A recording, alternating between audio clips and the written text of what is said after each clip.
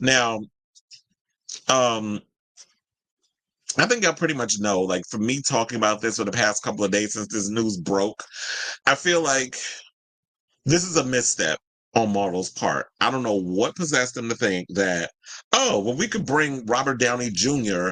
back to the MCU, not as a variant, because that's what people keep saying. Oh, it's a variant. But I've been hearing so many things where people saying, no, he's literally coming in as Dr. Doom. He's not a variant of Tony Stark or whatever the case is. He's literally playing, it's the same actor who's been in the MCU that is playing a completely different thing. I think they're trying to do a situation similar to what we've seen in the past. Well, like, and I always use this as an example because it's the most mainstream one. Chris Evans, where he played the Human Torch. In fact, speaking of Fantastic Four, he played the Human Torch, aka Johnny Storm, in the Fantastic Four franchise.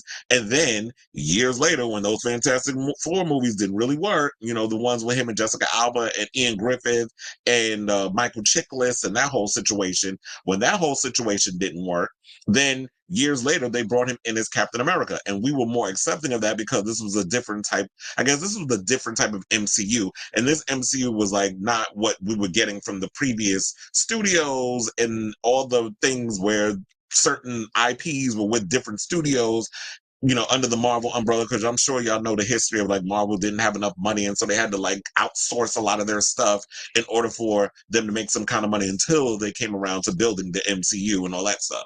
So that's what I'm believing that is going to be happening with Robert Downey Jr., that he's going to basically play an entirely different character. But the thing is, he has so established himself as Tony Stark that people cannot see him as anything else. And this is not diminishing the fact or trying to downplay the fact that he's, you know, his acting abilities, because we all know that Robert Downey Jr. can act his way down to the floor. Hence, he just won an Oscar for playing in the movie Oppenheimer. And he did a fantabulous, well, that's what we're going to go with. He did a fantabulous job in that movie. But this is something that, but this is the MCU. This is, and then I think the way people are looking at this is because the MCU is not what it was prior to when Robert Downey Jr. was a part of the height of the MCU. Now he's coming back into the franchise when the MCU needs saving. And the MCU is not in a place where people are feeling great about it. It's like, yeah, we got that sense of hope when we watched Deadpool and Wolverine, but when we look back on, but post Deadpool and Wolverine, where are we going with all of this? So I say all that to say, because now they're talking about, well, what stunts and shows they had to pull to get him to come, him and the Russo brothers, to become part of the next phase. So it says Marvel's big plan to pull the MCU out of its multiversal tailspin became very clear this past weekend during San Diego Comic-Con as the studio announced that the Russo brothers are coming back to direct the next two Avengers films. Now, while Avengers The Kang Dynasty is out, Avengers Doomsday is in, with Robert Downey Jr. signed on to play the central role. And it seems like Marvel is dropping a pretty penny to make it all happen. So after a bruising year, Marvel is returning to the very things that worked in the past. That means reuniting the franchise's crown jewel, Robert Downey Jr., as well as the Russo brothers, who directed the two most successful movies for the studio with Avengers Infinity War and Avengers Endgame. But bringing back key members of the old gang won't come cheap. Sources say Marvel is plunking down $80 million for Anthony and Joe Russo to direct Avengers Doomsday and Avengers Secret Wars, and significantly more for Downey to tackle uber villain Dr. Doom in the two tentpoles.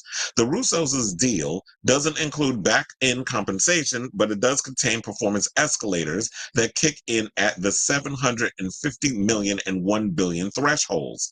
The brothers also will produce the two films under their HBO banner, and marks something of a departure from Marvel, which typically doesn't work with outside producers, preferring to keep the team in-house. Now, for Downey, who helped catapult Marvel into a money-printing machine thanks to his return as Tony Stark in the first Iron Man film in 2008, his deal is also filled with perks that include private jet travel, dedicated security, and a whole trailer encampment for the newly minted Oscar winner.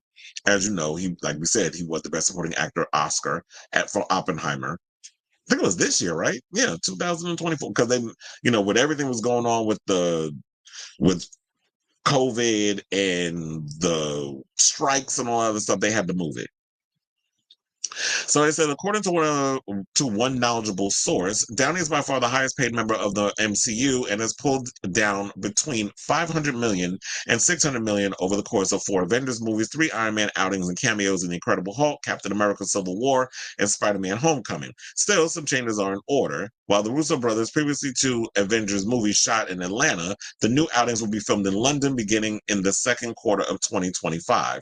And it says, although Marvel had become the most dominant brand in cinema over the first 30 films, it began to show cracks in 2023 with a ho-hum Ant-Man sequel that brought in just 476 million worldwide, coupled with a disastrous The Marvels, which barely cleared the 200 million mark globally. Adding to the angst of the Burbank lot, the entire future Avengers arc that centered on villain Kang had to be scrapped amid actor Jonathan Majors' legal troubles. Well, it's funny how y'all want to sit and blame all that on Jonathan Majors, and maybe that played a factor in it. But let's be clear: the way that y'all introduced and wrote Kang in Loki and the other, and what was it, in Ant-Man and the Wasp: Quantumania, the writing was not that great. So we're not going to 110%. Even though I'm not defending Jonathan Majors for what he did, but we're not going to sit here and put all the blame on that whole situation. I feel like y'all are using him as a scapegoat. But to be honest, Kang's appearances in Loki season 2, as well as Quantumania, were lackluster. And I couldn't stand. I was like 30 minutes into Quantumania. I tuned out. It was just background noise. I went right back to working on my projects on my laptop. While I was playing in the background, I would just glance up every now and again when it was an action sequence. But overall, I didn't really care for Quantumania. So, in regards to all of this, like, I understand, like, to me, it just feels like an act of desperation on their part. And to me, it was like when Robert Downey Jr. made his appearance at Comic-Con and revealed himself at Comic-Con as Doctor Doom. I didn't see Doctor Doom up there. I saw this guy. I saw Tony Stark in a green suit. And that's what he was giving me with this pose. Because if we go back to the Iron Man movies, this is pretty much the Tony Stark shtick that he's given us when he would show up at presentations and things would go off. And even in the second one, let's go back to part 2. He comes, opens his hands up like a scene out of a Creed music video, like he's a god or something. And it's giving very much, are you not entertained? Like, it's giving very much that. And to me, it's just like, I'm not seeing what Marvel is saying. All I'm seeing is corporate interference. This is some corporate bullshit behind the scenes, Disney desperate for a hit type of thing. So they're going back to familiarity and nostalgia and a hope for the fans to come and support this movie. But like I keep saying, a lot of the comic book movie fans, they care about the characters. They don't care about the actors. So many non-major actors were put in these roles. We didn't know who the hell Chris Hemsworth was when he came in as Thor, but we ended up loving him. Robert Downey Jr. was at the end of his ropes when they pulled him in to be Iron Man. Chris Evans' career wasn't really popping when y'all brought him in to play Captain America. And yeah, Scarlett Johansson was doing her thing and was well known in Hollywood circles, and she was doing a lot of legitimately good movies. But when she came in as Black Widow, we embraced her. So it's just like that's the ingredient that I feel like the MCU is missing. It's like it's not about some major name. It's not about a big name. It's about who is the perfect actor that fits that job. And to me, it's just like I don't think that this was a good move on the MCU's part to bring in Robert Downey Jr., especially when we're going through this time of those strikes and everything. We're talking about like you're backing up about a dozen Brinks trucks to pay out these people. Now, what about the other actors you're going to have to bring in? And what is the budget for this film going to balloon to? We've been complaining so much about how movie budgets have been out of control. Like we had this whole situation when we were talking about Fast and the Furious. Those movies have been lackluster for the past couple of films, but your budgets are ballooning to $400 million because they're trying to pay all these people so much money, and you got to hope that fans show up so you can recoup this money. So what's the budget going to be after you've paid the Russos all this money? Robert Downey Jr. all this money. There's no guarantee that people are actually going to show up and see this film. I mean, out of curiosity, we'll see it. And I'm like I've said many times, I'm really hoping that they prove me wrong in this whole situation. But there were so many other actors y'all could have brought in. You could have picked any of the Asghars brothers. Bill or Alex. But Bill is really busy right now, so I don't know. You could have went for Alex. You could have went for what we said yesterday. Nicholas Waldau, who played Jamie Lannister on Game of Thrones. I would like to see him in there. Mads Mikkelsen, who yes was in the first Doctor Strange movie as the big bad, but he could have played Doctor Doom. We would have liked that. And to me, if Robert Downey Jr. is going to have the mask on the whole movie, then what's the point of paying him all this money? We're not going to really see his face. So that doesn't make sense to me.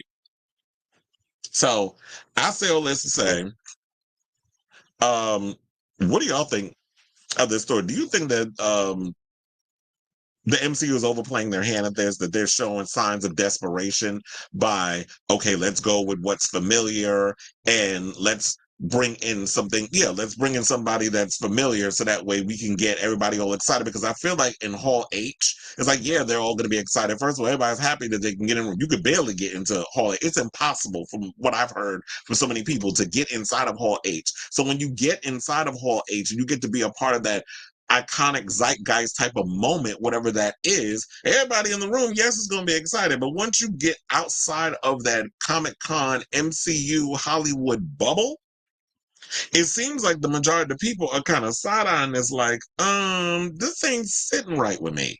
And especially with Dr. Doom being a pretty iconic supervillain. So, whatever your thoughts are on this topic, let me know what you guys think in the comments down below.